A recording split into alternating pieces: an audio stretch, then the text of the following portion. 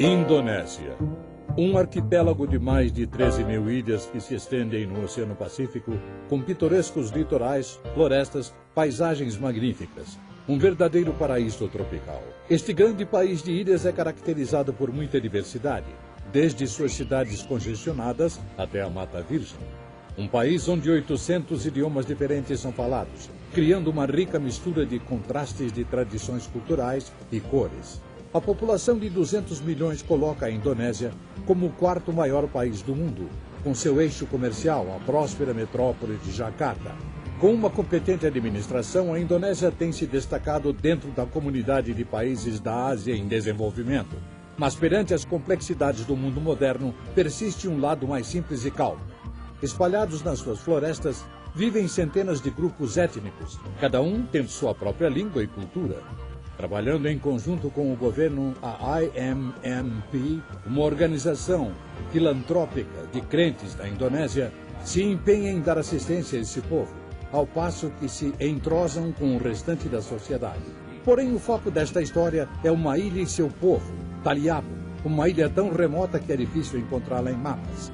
É uma ilha tão isolada que o povo ainda não teve a chance de participar do mundo moderno. Esta é a história dos Taliabo e de dois casais de missionários da missão Novas Tribos, Estevão e Mary Lonete, e Daryl e Kyla Paul.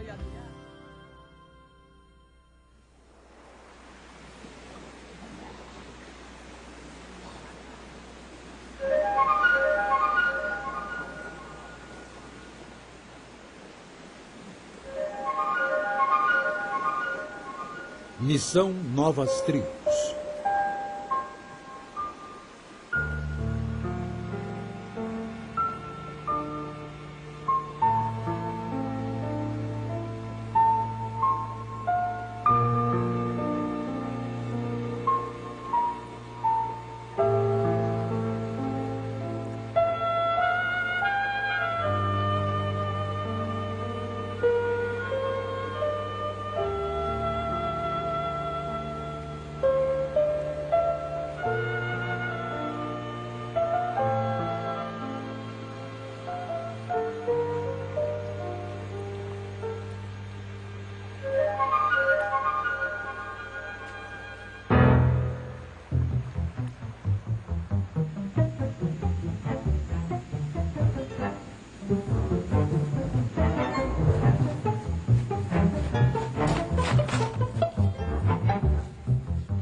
No princípio, há muitos anos, havia vida eterna nesta ilha. Alguns que viviam e nunca morriam. Nós, os Taliabo, aprendemos isto dos nossos ancestrais, mas eles se foram. Foram embora desta ilha para além do horizonte. Eles se foram e levaram a vida eterna. A gente se tornou um povo pobre que acabava morrendo. Assim nossos ancestrais contaram para nós. Esta é a história dos Taliabo. A história de Taliabo. Minha infância foi terrível. A gente não tinha nada, hortas que não produziam. A gente não tinha nada para negociar e nem como ganhar dinheiro. Quando pequenos, a gente usava saias de casca de árvore que não duravam nada. Às vezes a gente vestia sacos. A gente lutava com as amarguras da vida. A gente ouvia nas histórias antigas que existia um rio da vida. Quem achasse o rio e bebesse dele viveria para sempre. A gente procurou, mas ninguém achou. Assim a vida eterna ficou perdida e a gente continuava morrendo. Temíamos a morte. Era nosso maior medo. Andávamos perdidos na escuridão como cegos, procurando uma saída. Por essa razão, usávamos magia negra de todos os tipos para proteger nossos corpos da morte. Tínhamos esperança da vida eterna, mas, quando menos esperávamos, a morte caía sobre nós e nos levava. Percebíamos que quando uma pessoa morria, o corpo apodrecia, mas não a enterrávamos. Quando a carne apodrecia, colocávamos os ossos em uma caixa e guardávamos em casa. A gente esperava para ver se voltava, mas nunca voltava.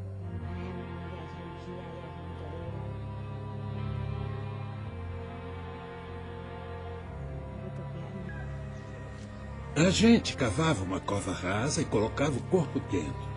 À noite o vigiávamos, protegendo dos porcos e cachorros. Dormíamos ali, sempre esperando que voltasse a ter vida. Mas ele nunca voltava. Então fazíamos do espírito daquela pessoa o nosso guia e o adorávamos. Pegávamos um pouco do cabelo, uma unha, um dente, para obter poder sobre nossos inimigos. Chamávamos ao espírito.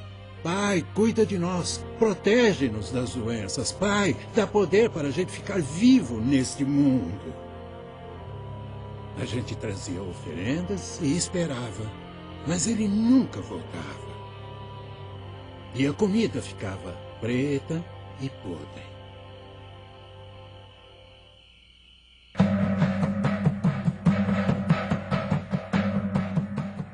Tínhamos pajés, homens poderosos que tinham a responsabilidade de impedir a morte. Eles dançavam e entravam em transe. Através dos sonhos, os espíritos diziam a eles onde devíamos caçar, pescar e qual feitiçaria usar para os doentes. Nossos olhos viram muitas proezas. Pensávamos, este é o caminho para vencer a morte. Os pajés pensavam que tinham poder para viver para sempre. Mas assistimos à morte de um por um.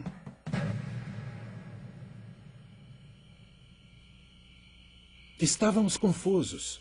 Estávamos procurando a vida eterna através de um homem que também morria.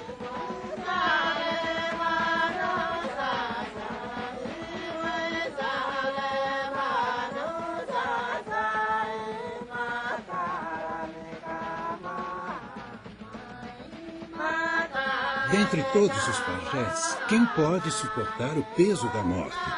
Um pajé morre e outro toma o seu lugar. Talvez este ache aquilo que estamos procurando. Eu procurava uma saída. Tínhamos muitos problemas por causa das dificuldades da vida. Estávamos em apuros com as doenças e morte. E não entendíamos o sentido da vida. Existe uma banana selvagem na floresta cujas folhas e o tronco parecem verdadeiros. Mas, quando abrimos a banana, não há nada dentro. Assim também eram os Taliabo. Éramos vazios.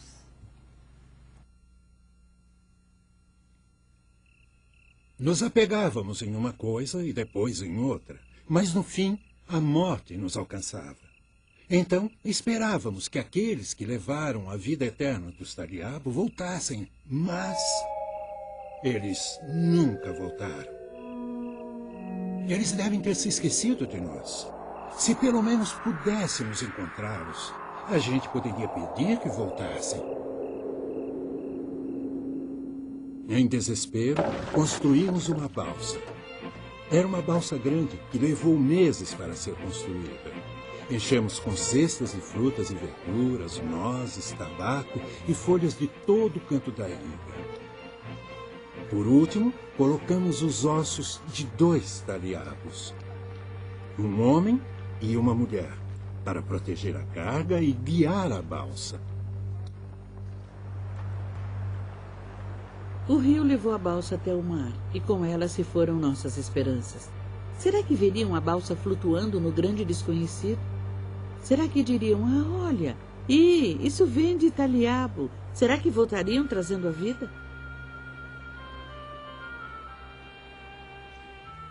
A balsa foi levada para alto mar, mas ninguém veio. E continuamos morrendo. Muitas luas cheias vieram e passaram. Daí um dia, ouvimos que homens brancos tinham chegado na nossa ilha. Eles vieram andando pela praia, 2 deles. Estávamos exaustos. Viajamos 3 dias e 3 noites de navio cargueiro. Finalmente estávamos chegando. E teríamos que colocar em prática tudo o que tínhamos aprendido, pois estávamos indo para encontrar pessoas de quem muito pouco sabíamos. Depois de desembarcar do navio e seguir de lancha até a praia, caminhamos 50 quilômetros pelo litoral. As ondas batiam com tanta força que os respingos criaram uma crosta de sal em nossos rostos. Enquanto andava, lembrei que anos antes tínhamos orado a Deus, pedindo que nos levasse a um povo preparado para ouvir a sua palavra. Deixamos o litoral e caminhamos mais 4 horas, passando pelo maior bambuzal que já tinha visto na minha vida. Chegamos a uma grande aglomeração de taliabos. Ficamos impressionados ao ver tantos em um só local. Descobrimos mais tarde que era uma cerimônia de iniciação e que estavam ali representantes de todas as partes da ilha. Ficamos surpresos. Eles eram as primeiras pessoas brancas que a gente tinha visto. Será que estes seriam nossos ancestrais? Aqueles que nos abandonaram tantos anos atrás? Nós perguntamos a eles: senhores, o que vocês estão fazendo aqui? Nosso intérprete nos contou que eles queriam saber por que viemos. Falamos que queríamos viver com eles. Queríamos aprender sua língua para poder transmitir-lhes uma mensagem muito importante. Enquanto ele traduzia o que tínhamos falado, todos começaram a falar de uma só vez. Durante toda a noite, nós os interrogamos. Outros viriam depois? Será que iriam nos forçar a fazer qualquer coisa? Não queríamos que levassem nossas hortas ou esposas. A gente ficou admirado por eles quererem viver entre nós. Ao amanhecer, após respondermos todas as perguntas, perguntamos aos taliabos se poderíamos trazer nossas famílias para morar entre eles. Depois de um breve silêncio, com uma só voz, como um trovão, com suas mãos estendidas, gritaram Tarima, que quer dizer nós aceitamos, sem ter a menor ideia do quanto esta decisão iria mudar as suas vidas. Os homens brancos trouxeram suas famílias. Construímos casas para eles na beira do rio Mira. Eles queriam aprender nossa língua e ensinamos o melhor possível. Mas eles aprendiam muito devagar. Até nossos filhos podiam aprender mais rápido, mas continuamos e tentamos encorajá-los. Dia após dia eu ia às suas casas para ensinar nossa fala. Eu disse a eles: vocês têm que aprender nossa língua mais rápido. Muitos de nós estão ficando velhos e querem ouvir essa história antes de morrer. Analisávamos aquelas pessoas e pensávamos se a história que iriam contar seria como a nossa história. A nossa contava desde o princípio. Alguns diziam que fomos formados do suor de uma grande pedra. Outros falavam que a gente era filho do sol e da lua. Uns falavam uma coisa, outros outra. Ninguém concordava. Era difícil saber a verdade.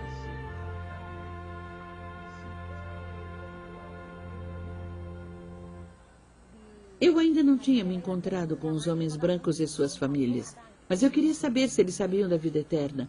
Pedi a um menino para escrever minhas palavras. Nós não sabemos como este mundo foi formado no começo. Quem foi que plantou essas plantas que comemos, mas que ainda nos deixam morrer? Nós vivemos em muita aflição. Estamos esperando por sua história sobre este mundo.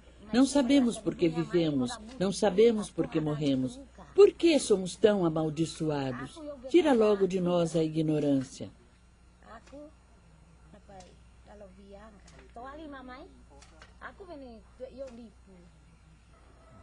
Durante uma das nossas aulas para aprender a língua, recebemos uma carta enviada por uma mulher leprosa que morava à distância de uma caminhada de meio-dia. Este foi nosso primeiro contato com Bulerria Kempang, uma mulher extraordinária.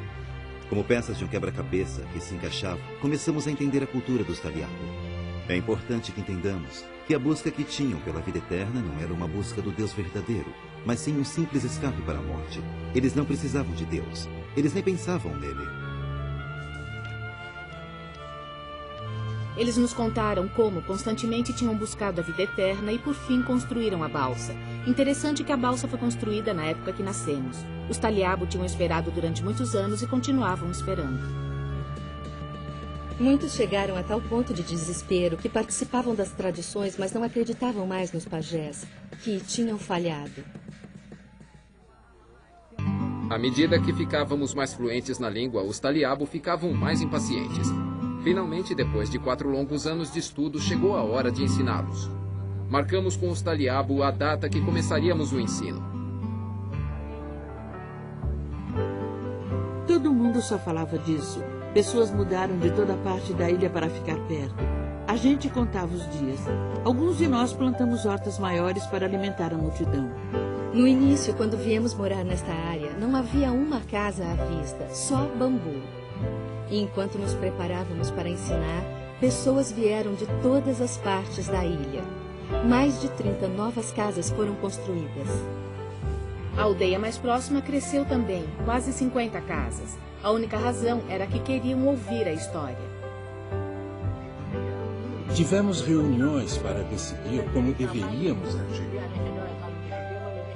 Decidimos que ninguém poderia conversar e muito menos dormir. Escolhemos alguns homens que iriam bater na cabeça daqueles que não se comportassem bem. Esta seria a primeira vez que os Taliabo iriam ouvir a palavra de Deus em sua língua. Estávamos preocupados caso entendessem mal a história da Bíblia e a confundissem com suas próprias crenças e lendas. Tínhamos a grande responsabilidade de nos comunicar com clareza. Os Taliabo tinham que entender algumas verdades básicas. Deus é o Criador soberano. Ele é santo e nos deu a lei, mas também é o amoroso autor da salvação. Esses conceitos guiariam seus entendimentos a uma visão bíblica sobre o pecado e suas consequências.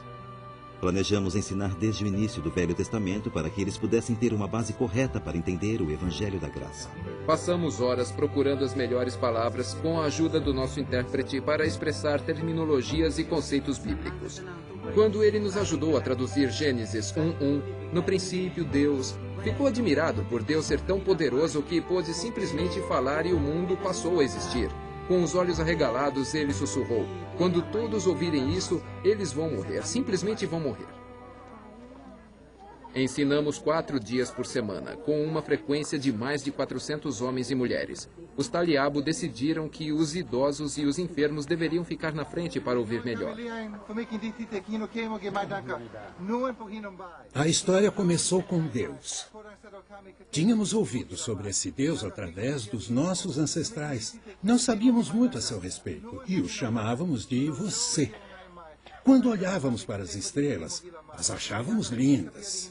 Mas nunca pensamos em quem as fez. Não conhecíamos o Criador das estrelas. Agora estávamos ouvindo que você existia antes do que qualquer coisa neste mundo. Inacreditável! Eu pensei, eu não quero perder nenhuma palavra desta história. Esse é o verdadeiro caminho.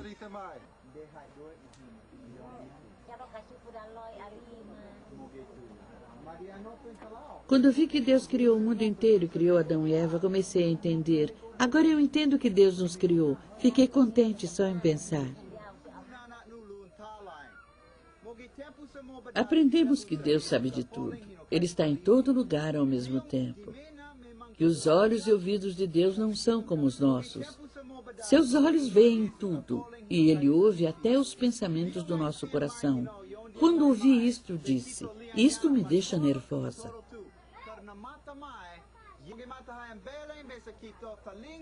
Depois que Estevão ensinou que Deus estava presente em todo lugar, um homem ficou de pé e disse a todos: irmãos e irmãs, escutem o que eu vou dizer. Lembrem que quando vocês forem para suas hortas e pensarem que estão sozinhos, Deus está lá. Cuidado! Estão ouvindo o que eu estou dizendo? Ele vê tudo o que vocês fazem. Estas foram as primeiras indicações de que estavam compreendendo claramente o que estávamos ensinando. Nos primeiros capítulos do livro de Gênesis, a Bíblia nos ensina que desobedecer a Deus é pecado e que o seu resultado é a morte, física e espiritual. Em poucas horas de ensino da palavra de Deus, questões que perturbavam os Taliabo há centenas de anos finalmente estavam sendo respondidas. Agora sabiam por que as pessoas morriam. Também ouviram que Deus amava tanto a sua criação que mandaria um libertador, aquele que iria livrar os pecadores da morte. Este que foi prometido foi o primeiro raio de esperança do povo Taliabo. No passado, eu era como um peixe fora d'água, me debatendo para cá e para lá, tentando encontrar a vida eterna, mas agora não faço mais isso. Agora estou esperando o prometido, aquele que irá nos libertar.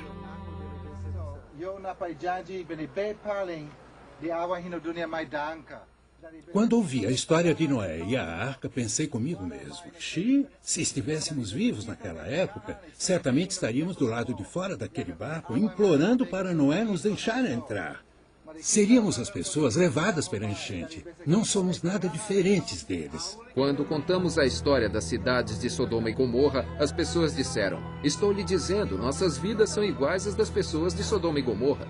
Começaram a temer o julgamento de Deus pelos pecados. Daquele dia em diante, começaram a chamar suas aldeias de Sodoma e Gomorra.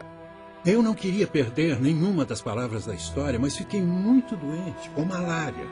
A minha pele estava quente e meu corpo tremia. A minha cabeça parecia que estava dentro de um tambor. Eu pensei, como vou ouvir a história hoje? Estou doente demais. Daí eu pensei, da mesma forma que estou deitado aqui no chão, posso estar deitado lá. Então me enrolei no sarong e pedi que alguns dos meus amigos me carregassem para uma loca do ensino para eu continuar ouvindo a história. O ensino sistemático nos permite lançar alicerces simples para cada verdade apresentada. Cada nova verdade é apoiada em uma verdade anterior. Usando as histórias bíblicas, mostramos como Deus se relaciona com suas criaturas. Primeiramente, dávamos um pano de fundo. Os egípcios mantinham os israelitas cativos. Deus disse ao faraó, deixa meu povo ir. Mas ele recusou. Deus então causou calamidades sobre o Egito, e mesmo assim o faraó recusou libertar o povo. Por fim, Deus disse que mandaria uma última praga. O filho primogênito, o primeiro nascido de cada família, morreria. Mas Deus providenciou uma maneira de escapar deste julgamento. Instruiu que cada família israelita teria que oferecer um cordeiro perfeito, matá-lo e aplicar o sangue dele nos umbrais da porta.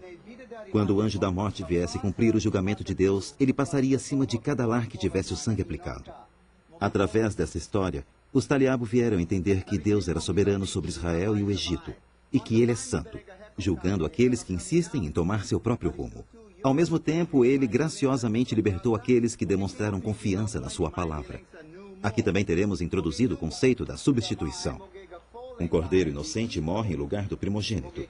Os Taliabo apreciaram esse ensino e se identificaram com ele. Poucos dias depois que ensinamos sobre a primeira Páscoa, fomos à casa de Mama Nama. E lá vimos que seus portais estavam pintados com tinta vermelha. Questionamos por que fez isso. Disse, bem, não temos ovelhas na ilha. E pensei que o sangue de porco não serviria. Então fui ao litoral e encontrei essas latas de tinta vermelha. Você sabe, só para garantir. Durante os anos de estudo da língua e ainda durante o ensino, éramos dirigidos por um senso de urgência. Era como se o relógio estivesse marcando os momentos finais da vida. Queríamos compartilhar a mensagem da Bíblia com a mesma intensidade que os Taliabo queriam ouvir, mas foi durante o ensino da Páscoa que o tempo para um deles se esgotou. Morreu de tuberculose. No seu leito de morte, ele clamava pelo Cordeiro da Páscoa. Ele não clamava por um animal. Ele disse, eu não estou pedindo ajuda aos ancestrais ou aos demônios. Estou clamando somente por aquele que Deus prometeu mandar. Ele é o meu Cordeiro da Páscoa. Ele estava deitado com a cabeça no meu colo. Ainda consigo lembrar do seu rosto. É algo que nunca esquecerei. Do seu rosto e da sua fé simples buscando a Deus. Quando ensinamos sobre a lei de Deus, os Taliabo prestaram atenção em total silêncio. Nunca ficaram tão quietos. Quando ouvi pela primeira vez os 10 mandamentos, fiquei perturbado. Então esta é a lei de Deus? Agora sabíamos que Deus não queria que adorássemos outros deuses, que não mentíssemos, roubássemos ou cometêssemos assassinato. Ele não queria que pegássemos as esposas de outros homens. Quando ouvi isso, fiquei com medo. Inicialmente, os Taliabo pensaram que os 10 mandamentos fossem uma lista de leis a serem guardadas a fim de agradar a Deus. A esta altura, um grupo de homens nos procurou, visivelmente perturbados. Eles nos contaram, estamos numa verdadeira encrenca com Deus, assassinamos um homem, cortamos ele em pedaços. Porém, naquela época, a gente não conhecia a lei de Deus. Agora que sabemos os mandamentos de Deus, não vamos quebrar mais nenhum.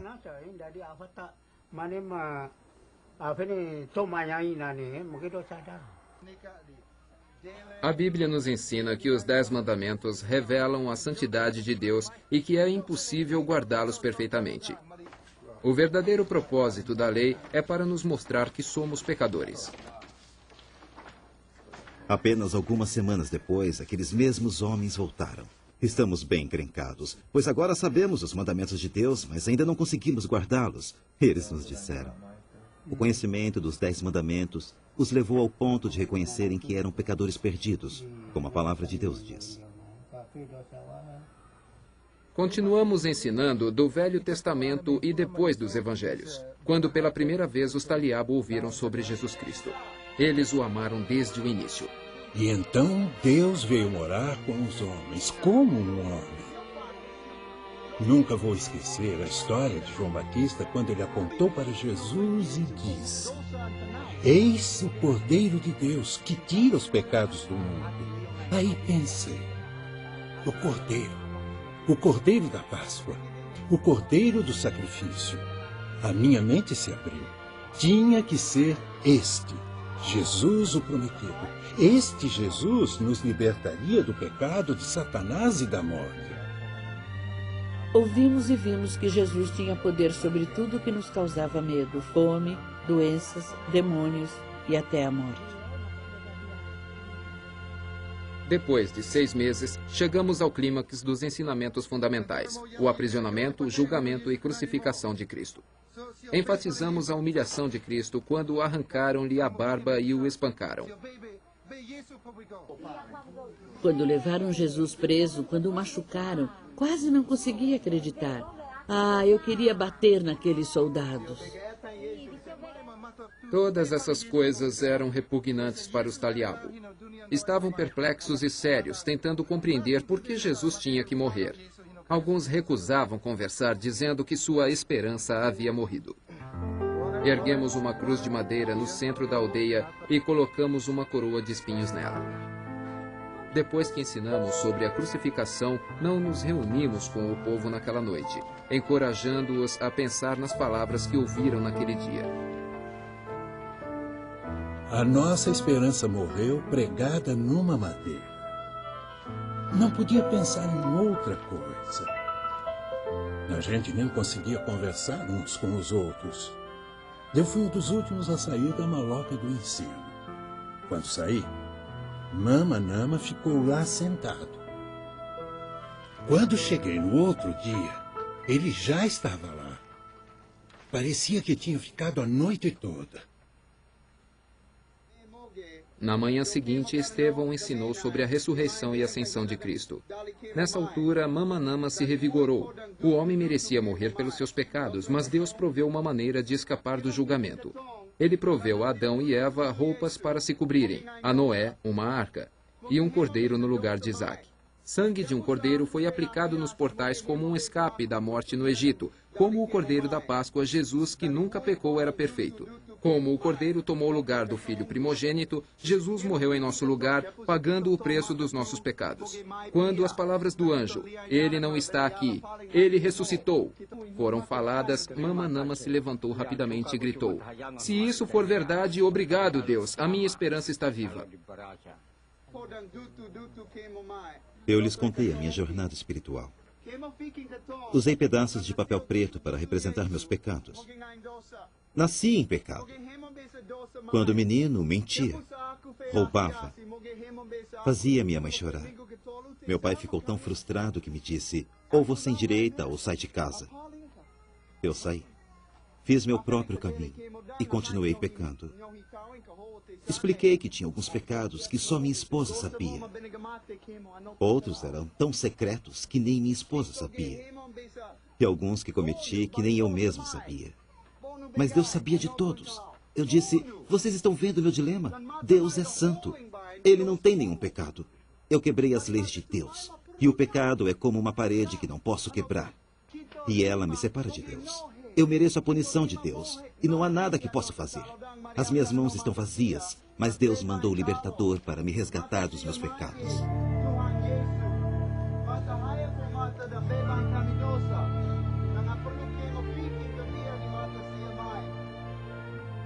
Jesus Cristo, Deus em forma humana, levou sobre si meu castigo. Ele morreu em meu lugar para me dar vida eterna. Olha, estou limpo.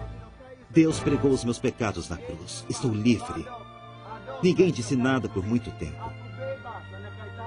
Então o homem sentado ao meu lado se jogou nos meus braços e chorou como um bebê. Vocês ensinaram e ensinaram. E eu pensei e pensei. Eu estava confuso e pensei: se este prometido está morto, quem restou para nos salvar? Mas daí ouvi que nem a morte o podia segurar. Então gritei: Jesus está vivo para nos salvar. Obrigado, obrigado, Deus. Jesus pagou a dívida dos meus pecados. Nunca me esquecerei daquele dia.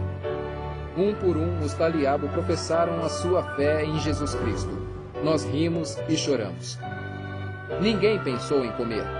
Ficamos nos alegrando nas grandes coisas que o nosso Deus havia feito. Até o final do dia, mais de 100 Taliabos confiaram em Cristo. Esse único dia compensou todos os anos de preparo. Foi um povo preparado por Deus, exatamente como Estevão tinha orado. Ficou provado que a fé que eles tinham era genuína. Com o passar do tempo, presenciamos o crescimento de seu amor pelo Senhor e fome por sua palavra. Testemunhamos o milagre da nova vida, o nascimento de uma igreja. Ouçam-me, eu acompanhei os estudos até hoje e a minha mente foi aberta e eu concordo com este caminho. Coloquei toda a minha confiança em Jesus e na sua morte no meu lugar. Eu entendo dessa forma. Se alguém compra uma camisa para mim, paga tudo e depois me dá de presente, eu só tenho que aceitar e usá-la, certo?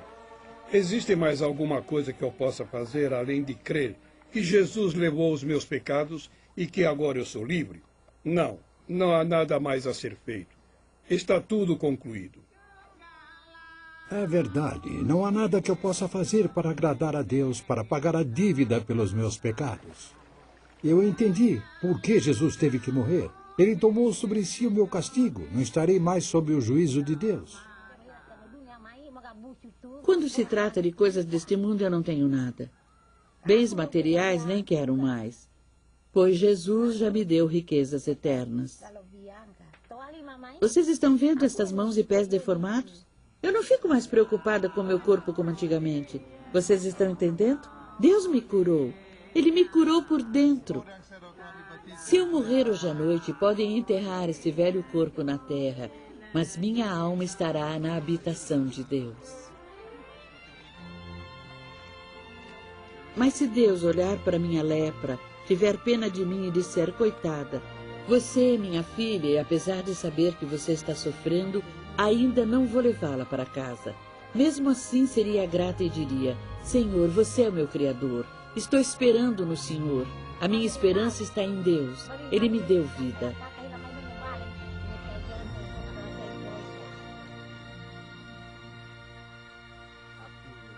Por tanto tempo procurávamos poder para não morrer. Essa maneira de viver nos prendia e não achamos a vida. Nossos ancestrais estavam enganados, muito enganados. Vivíamos nessa ilha como pessoas num quarto escuro, sem nenhuma luz. Estávamos sozinhos no escuro. E daí vocês vieram. Nós dissemos, aqueles dois têm uma luz. Meu coração me apressava e eu queria ouvir logo a história. Eu precisava ouvir a história. Eu chorava para ouvir a história como uma criança chora por comida. Daí eu ouvi e disse, agora eu sei, a parede da morte, a parede que estava entre Deus e nós, Jesus derrubou. Quando me lembro dos nossos velhos costumes, fico arrependido. Lamento o que fazíamos porque adorávamos coisas inúteis. Naquela época não havia nenhuma saída, mas agora eu estou no caminho. Havia um tempo em que eu tinha medo. Agora a morte não me amedronta porque eu finalmente entendo por que vivemos e por que morremos. Agora eu entendo por causa das palavras que vocês trouxeram. De outro modo, não haveria como eu saber sobre a vida, a morte e a jornada na qual estamos. Vocês trouxeram essas palavras e essas palavras nos deram vida. Versão brasileira, Clone.